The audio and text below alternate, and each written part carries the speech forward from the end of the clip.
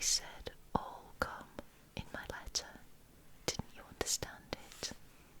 Goodness, Jane, you didn't mean to bring her too, I hope.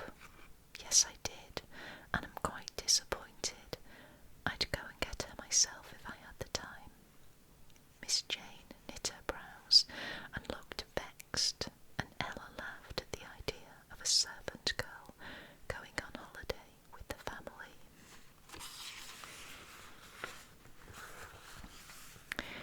It can't be helped now, so we'll say no more and make it up to Patty tomorrow, if we can.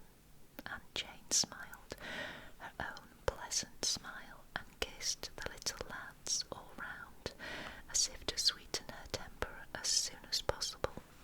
They had a capital time, and no one observed that Auntie now and then directed the conversation to Patty by asking a question about her or picking up on every little hint dropped by the boys concerning her patience and kindness. At last, Mrs. Murray said, as she sat resting with a cushion at her back, a stool at her feet, and a cup of tea steaming deliciously under her nose, afraid to leave her there in charge. Oh dear, no. I've entire confidence in her, and she is equal to taking care of the house for a week if need be. On the whole, Jane, I consider her a pretty promising girl.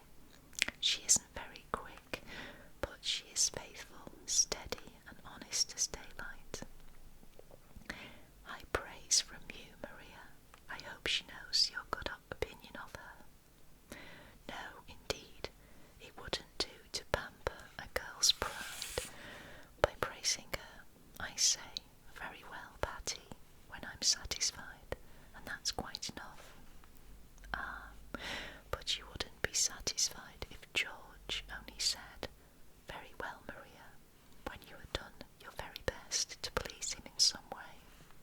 That's a different thing, began Mrs. Murray, but Miss Jane shook her head, and Ella said, laughing, it's no use to try to convince Auntie on that point. She has taken a fancy to Pat, and won't see any fault in her. She's a good enough child, but I can't get anything out of her. She is so odd and shy. I can. She's first rate and takes care of me better than anyone else, said Harry, the lame boy with sudden warmth. Patty had quite won his selfish little heart by many services. She'll make Mother a nice helper as she grows up, and I consider it a good speculation.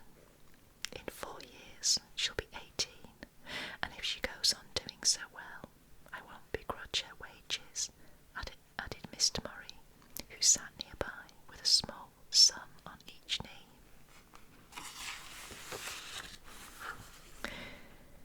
She'd be quite pretty if she were straight and plump and jolly, but she is as sober as a deacon, and when her work is done, she sits in a corner watching us with big eyes, as shy and mute as a mouse, said Ned, the big brother, lounging on the sofa. A dull, steady-going girl, suited for a servant and no more, concluded Mrs. Murray, setting down her cup as if the subject were closed. You are quite mistaken, and I'll prove it, Aunt Jane announced, jumping up so energetically that the boys laughed and the elders looked annoyed.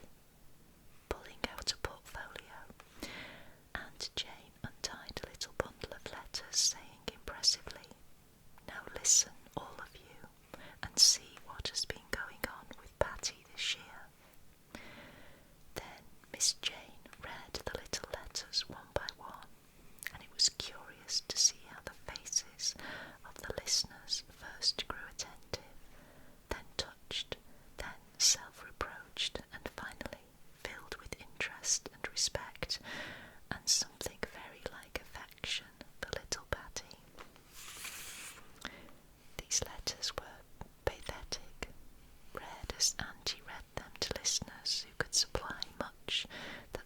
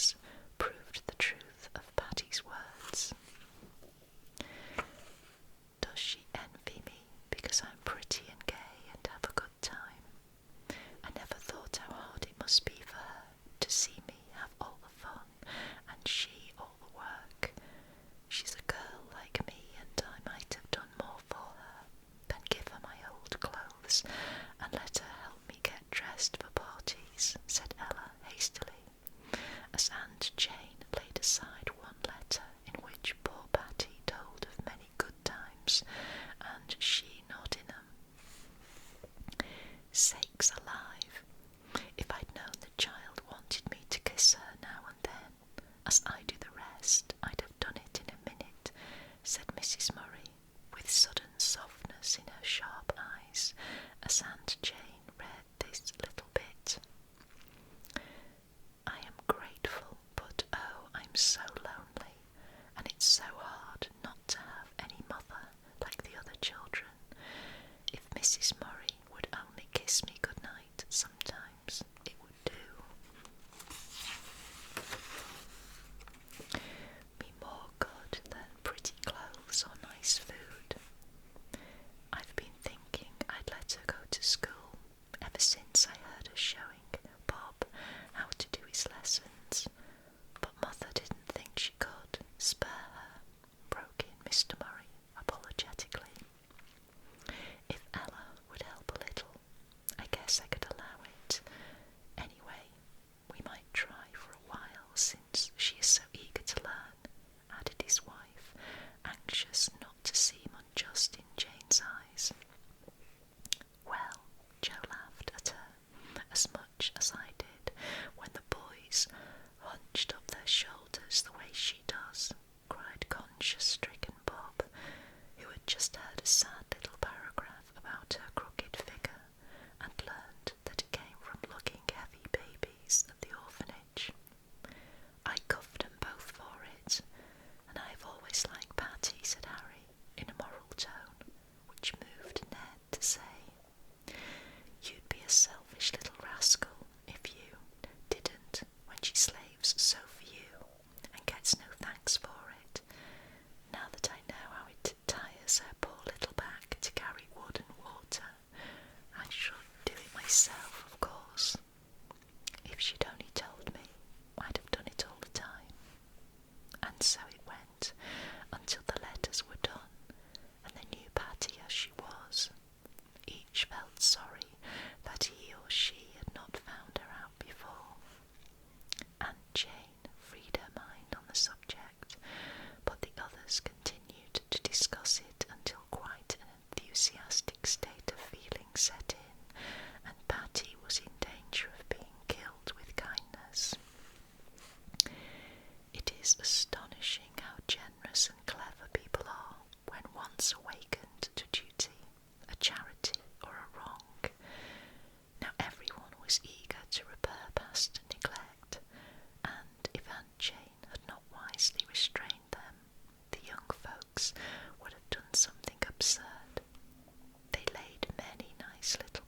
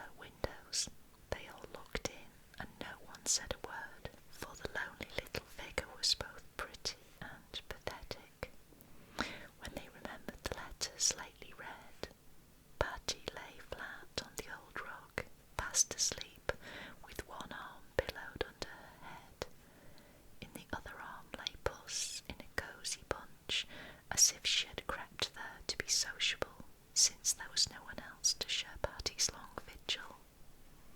A row of slippers, large and small, stood warming on the hearth. 2 little nightgowns hung over a chair. The teapot stood in a warm nook, and through the open door they could see the lamp burning brightly in the sitting room, the table ready, and all things in order. Faithful little creature, she's thought of every blessed thing, and I'll go right in and wake her with a good kiss, cried Mrs. Murray, darting for the door. But Aunt Jane drew her back, begging her not to frighten the child by any sudden, unexpected demonstrations of affection. So they all went softly in, so softly that tired Patty did not wake, even though Puss pricked up her ears and opened her moony eyes with a lazy purr. "Look here," whispered Bob, pointing to the poor little gifts, half tumbling out of Patty's apron. She had been pinning names on them when she fell asleep, and now her secret was known too soon. No one laughed at the presents, and with a look of tender pity, Ella covered the few humble treasures in Patty's box. As she laid back,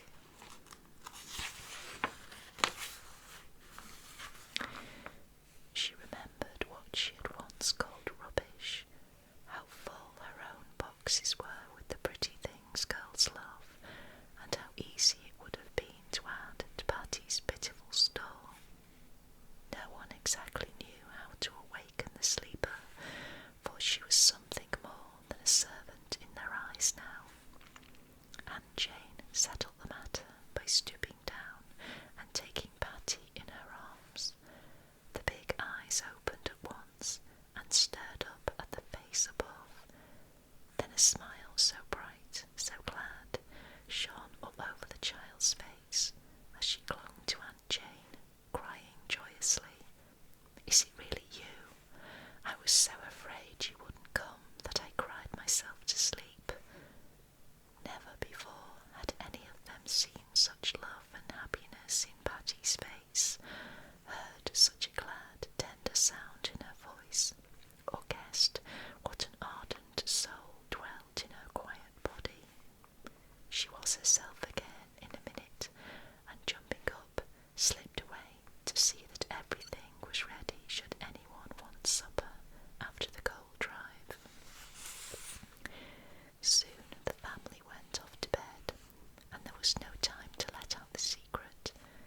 Patty was surprised by the kind good nights everyone sent her way, but she thought no more of it than to feel that Miss Jane brought a warmer atmosphere to the home. A place for Patty. Patty's surprise began early the next day, for the first thing she saw upon opening her eyes was a pair of new stockings crammed full of gifts hanging at the foot of her bed, and several parcels lying on the table. What a good time she had opening the delightful bundles. She laughed and cried at the droll things the boys gave, and the comfortable and pretty things the elders sent. Such a happy child was she, that when she tried to say her prayers, she couldn't find words beautiful enough to express her gratitude for so much kindness.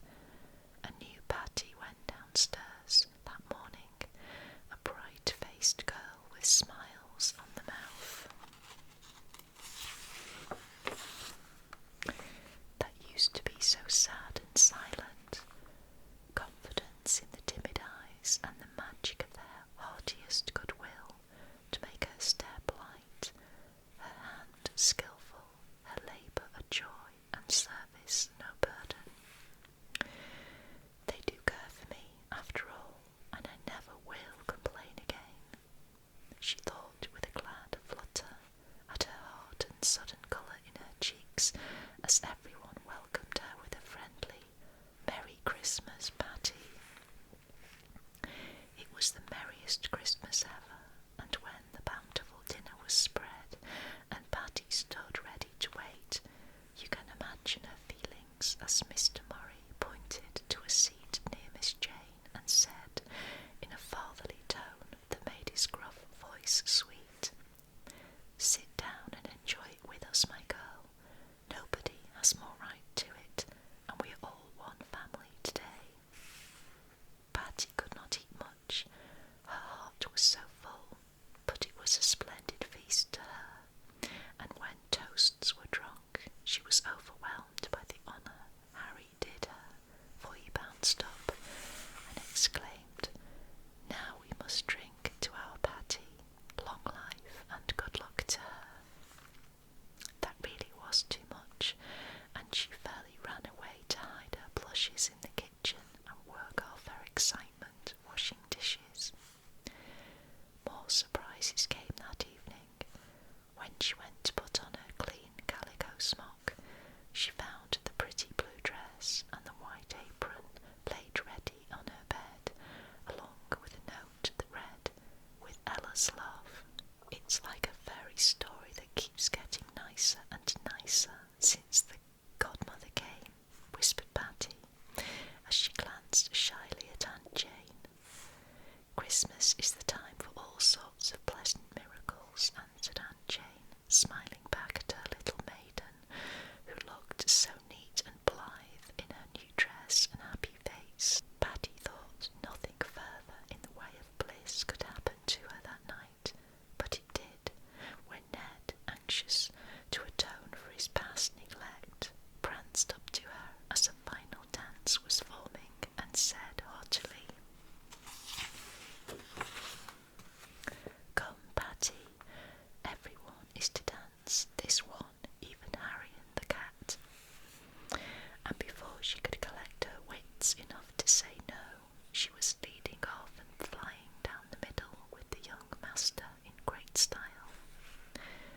That was the crowning honour, for she was a girl with all a girl's innocent hopes, fears, desires, and delights, and it had been rather hard to stand by while all the young neighbours were frolicking together. Patty remembers when everyone was gone, the tired children asleep, and the elders on their way up to bed. Mrs. Murray suddenly remembered she had not covered the kitchen fire. Aunt Jane said she would do it, and went down so softly that she did not disturb faithful Patty, who had also gone to see that all was safe. Aunt Jane stopped to watch the little figure standing on the hearth alone, looking into the embers with thoughtful eyes. If Patty could have seen her future there, she would have found a long life spent in glad service to those she